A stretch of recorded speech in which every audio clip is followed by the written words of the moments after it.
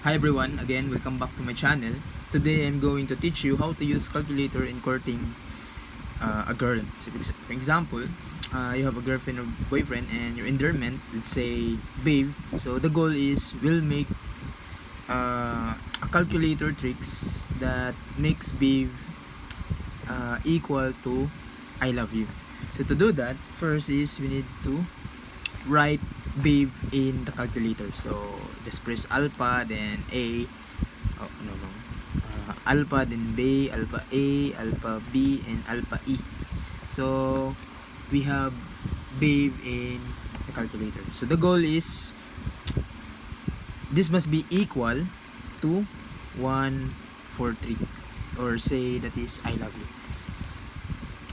So for instance, if we multiply 11 times 13, that is equal to 143. So the goal is we will substitute the value of 11 and 13 to any variable in the calculator, so that when it is multiplied, the product is 143. So in the word babe,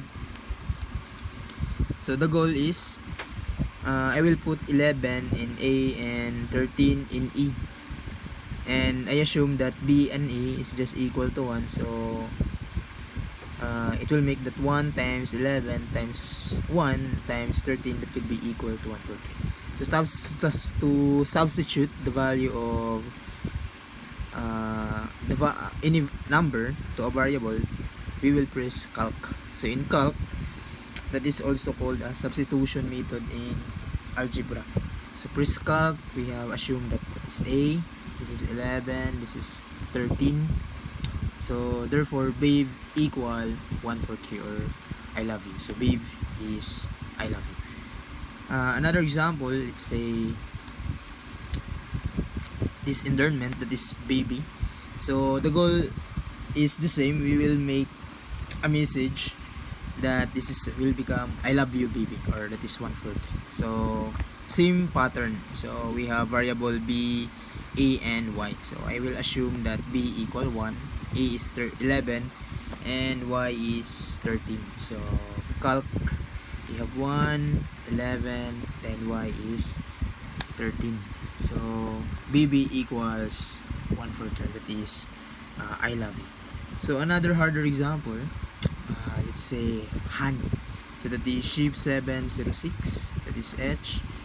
So I will use this HO, that is sheep, drag, then 1. That's it. Then sheep pi, alpha E, and alpha Y. So we have now the honey. What it makes harder is we are only counting of one variable and the other are constant. So to do that, in the calculator we can only substitute a certain value in a particular variable only, not in the constant. So what we did is to have a 143, we will substitute 143 to a variable y. So since we have constant here, we just need to divide this constant to the 143. So let's say calc y equal 143. Then we have a constant, so we need to divide this constant. So just repeat the pattern. Sheep 706, sheep drj, we have 1, sheep pi, and alpha e. These are the alpha e. These are the constant. So the other is y.